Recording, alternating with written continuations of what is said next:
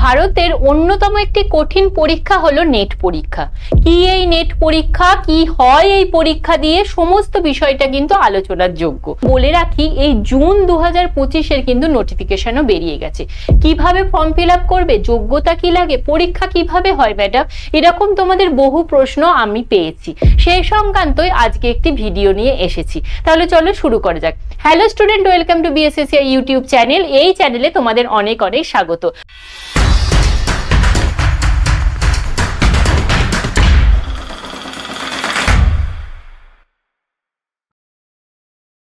আজকে আমাদের আলোচনার বিষয় অবশ্যই যে জুন 2025-এর নেট পরীক্ষা হতে চলেছে সেই সংক্রান্ত। তাহলে চলো একদম প্রথম থেকে বিষয়গুলো আলোচনা করব। প্রথমেই আমরা বলবো এই ইউজিসি নেট এই বিষয়টা কি। ইউজিসি হচ্ছে ইউনিভার্সিটি গ্র্যান্ট কমিশন এবং নেট হচ্ছে ন্যাশনাল এলিজিবিলিটি টেস্ট। এই নেট পরীক্ষা নিয়ে থাকে এনটিএ অর্থাৎ ন্যাশনাল টেস্টিং এজেন্সি। এটি ভারতের অন্যতম একটি কঠিন পরীক্ষা। তোমরা অনেকেই ইউপিএসসির নাম শুনেছো। সেই ইউপিএসসির মতনই এই নেট পরীক্ষাও একটি কঠিনতম পরীক্ষা, শিক্ষকতার চাকরি যারা চায় তাদের জন্য। তো এই নেট পরীক্ষা বছরে দুবার হয়, জুন মাসে এবং ডিসেম্বর মাসে। এবারে ফর্ম ফিল আপ শুরু হয়ে গেছে জুনের জন্য যেটা হবে। সেখানে দেখো ফর্ম ফিল আপ শুরু হয়েছে গতকাল অর্থাৎ 16/4/2025 থেকে এবং আবেদন চলবে তোমাদের 7/5/2025 পর্যন্ত। এবং ইউজিসি নেট কর্তৃপক্ষ যেমন প্রত্যেকবার এখানে কবে থেকে ফর্ম ফিল আপ শুরু হবে থেকে শুরু করে পরীক্ষা কবে হবে জানিয়ে থাকে, এবারেও তাই করেছে। সংশোধন চলবে তোমাদের 9/5/2025 থেকে 10/5/2025, অর্থাৎ দুদিন তোমরা কিন্তু সংশোধন করার সময় পাচ্ছ। এবং সম্ভাব্য পরীক্ষা কবে হবে না 21/6 থেকে 30/6-এর মধ্যে। এরপর আমরা দেখব যোগ্যতা কি থাকে। দেখো, যোগ্যতার ক্ষেত্রে অবশ্যই তোমাকে স্নাতকোত্তরে 55% মার্কস থাকতে হবে। তবে যাদের এখনো স্নাতকোত্তর কমপ্লিট হয়নি, যারা ফাইনাল ইয়ারে পড়ছো, তারাও কিন্তু অ্যাপ্লাই করতে পারবে এবং সংরক্ষিত প্রার্থীরা কিন্তু নম্বরের ছাড়ও পাবে, অর্থাৎ 55%-এর জায়গায় 5% ডিডাকশন তোমাদের হবে। এরপর আমরা দেখে নেব বয়স সীমা। দেখো, এই পরীক্ষাতে বসার জন্য কোনো বয়সের ঊর্ধ্বসীমা লাগে না। তবে তুমি যদি জেআরএফ পেতে চাও তার জন্য কিন্তু বয়সের ঊর্ধ্বসীমা লাগছে। কি থাকছে না, পুরুষদের জন্য যদি ইউআর ক্যাটাগরি হয় তাহলে 30 এবং সংরক্ষিত প্রার্থীরা যেমন নিয়মের অনুযায়ী ছাড় পায় এক্ষেত্রেও তাই।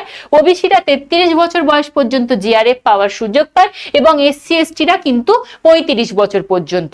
অন্যদিকে মহিলাদের ক্ষেত্রে আরো 5 বছর এক্সটেনশন করা হয়। সেক্ষেত্রে ইউআর মহিলারা 35 বছর পর্যন্ত, ওবিসিরা 38 এবং এসসি এসটিরা 40 বছর বয়স পর্যন্ত কিন্তু জিআরএফ পেয়ে থাকে। এরপর আমরা দেখব যে পরীক্ষা পদ্ধতি কি হয়। দেখো, এখানে দুটো পেপারে পরীক্ষা হয়, একটি পেপার 1 এবং একটি পেপার 2। পেপার 1-এ হলো জেনারেল পেপার, যেটা সবার জন্য একই সিলেবাস, এবং পেপার 2 হচ্ছে নিজের সাবজেক্ট। তুমি যে সাবজেক্টে মাস্টার্স করেছো সেই সাবজেক্টেই তুমি অ্যাপ্লাই করতে পারবে, সেটাই হচ্ছে তোমার পেপার 2। অবশ্যই করে সিবিটি মোডে পরীক্ষা হয়। একবারই অফলাইন পরীক্ষা হয়েছিল, সেটা কিন্তু ক্যান্সেল হয়েছে। তো এখন সিবিটি মোডেই পরীক্ষা হয়। এমসিকিউ টাইপ প্রশ্ন আসে এবং যেহেতু এটা অল ইন্ডিয়া পরীক্ষা তাই প্রশ্নের ভাষা অবশ্যই হিন্দি এবং ইংলিশেই হয়। নেগেটিভ মার্ক কিন্তু নেই। এরপর আমরা দেখে নেব ঠিক কত নম্বরের করে পরীক্ষাগুলো হয়। পেপার 1-এ তোমাদের থাকে 50টা প্রশ্ন এবং মোট 100 নম্বরের পরীক্ষা। পেপার 2 অর্থাৎ যে সাবজেক্টের পেপারটা, তুমি যে সাবজেক্টে মাস্টার্স করেছো সেই প্রশ্নেও থাকে, সেখানে কিন্তু 100টা প্রশ্ন থাকে এবং মোট 200 নম্বরের পরীক্ষা হয়। এবার এই পেপার 1 পেপার 2 মিলিয়ে তোমার মোট 150টা প্রশ্ন থাকবে এবং 300 নাম্বারের পরীক্ষা, অর্থাৎ প্রত্যেকটা প্রশ্ন কিন্তু 2 নাম্বার করে। সময় কত থাকছে 3 ঘন্টা।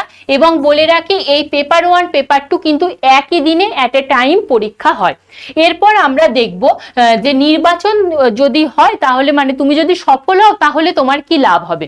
দেখো, পরীক্ষায় সফল প্রার্থীদের প্রথমেই 3টে ক্যাটাগরিতে ভাগ করে নেওয়া হয়, ক্যাটাগরি 1, ক্যাটাগরি 2 এবং ক্যাটাগরি 3। ক্যাটাগরি 1-এ কারা পড়ছে, ক্যাটাগরি 1-এ পড়ছে জেআরএফ। জেআরএফ কি?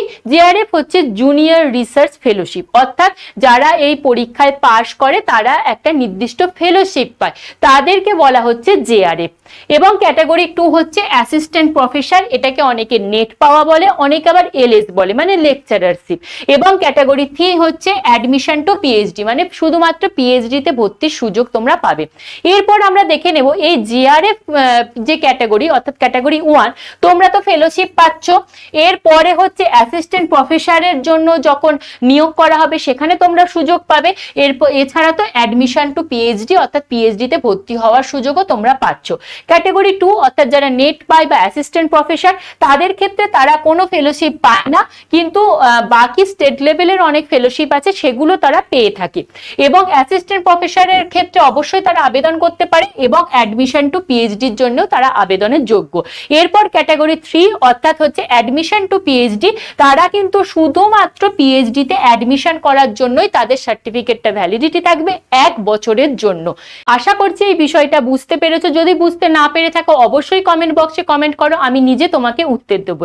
এরপর আমরা দেখে নেব যে আবেদন কিভাবে করবে। তবে তার আগে বলে রাখি, অনেকেই তোমরা প্রশ্ন করতে পারো, ম্যাডাম এই নেট পরীক্ষা দিয়ে লাভ কি হবে? আমি তো বুঝলাম যে পিএইচডি করার সুযোগ পাবো এবং অ্যাসিস্ট্যান্ট প্রফেসর হওয়ার সুযোগ পাবো, এছাড়া আর কি সুযোগ আছে? অবশ্যই সুযোগ আছে, এবং সেই সংক্রান্ত যদি বিস্তারিত তথ্য পেতে চাও তাহলে অবশ্যই আমি ডেসক্রিপশনে লিংক দিয়ে দেবো। এই নিয়ে আমাদের একটা বিস্তারিত ভিডিও আছে, সেটা অবশ্যই তুমি দেখে নিতে পারো। এরপর আমরা দেখবো যে আবেদন কিভাবে করবে। দেখো, অফিসিয়াল ওয়েবসাইট ওপেন করবে এবং সেখানে প্রথমেই রেজিস্ট্রেশন তোমাকে করাতে হবে। রেজিস্ট্রেশন করার পর অ্যাপ্লিকেশন ফর্ম আসবে, সেটা ফিল আপ করবে। তারপর তোমরা ডকুমেন্ট আপলোড করবে এবং ফিস পেমেন্ট করবে। অবশ্যই কিন্তু অ্যাপ্লিকেশনটা প্রিন্ট করে রেখে দেবে। আবেদন মূল্য কি থাকছে? আবেদন মূল্য জেনারেল ক্যাটাগরির জন্য থাকছে 1150 টাকা এবং ইডব্লিউএস ওবিসিদের জন্য থাকছে 600 টাকা, এসসি এসটি এবং আদার্সের জন্য থাকছে 325 টাকা। আমি এখানে আবেদনের লিঙ্কটা দিয়ে রাখলাম, এছাড়াও ডেসক্রিপশন বক্সেও কিন্তু এই লিঙ্ক দেওয়া থাকবে। আশা করছি তোমাদের মনের সমস্ত প্রশ্ন উত্তর দিতে পেরেছি। এই গেল সমস্ত বিষয়। এছাড়াও যদি তোমাদের কোনো প্রশ্ন থাকে বা কিভাবে ফর্ম ফিল আপ করছো বুঝতে পারছো না, তাহলে অবশ্যই কমেন্ট বক্সে জানাও যে কি ফর্ম ফিল আপের একটি ভিডিও চাই। তাহলে অবশ্যই আমি এই ফর্ম ফিল আপ সংক্রান্ত একটা ডিটেল ভিডিও নিয়ে তোমাদের সামনে আসবো। এছাড়াও যদি অন্য যে কোনো প্রশ্ন থাকে অবশ্যই কমেন্ট বক্সে জানাও, আমি উত্তর দেবো এবং বলবো এখন থেকে প্রিপারেশন শুরু করো। হাতে কিন্তু বিশেষ সময় নেই। একটি নেট বা জেআরএফ কিন্তু তোমার স্বপ্নকে অনেকটা উঁচুতে তুলতেই পারে, সে কথা আমাদের স্যার সবসময় বলে, তোমরা সকলেই জানো। সুতরাং প্রিপারেশন আজ থেকেই শুরু করো। Thank you.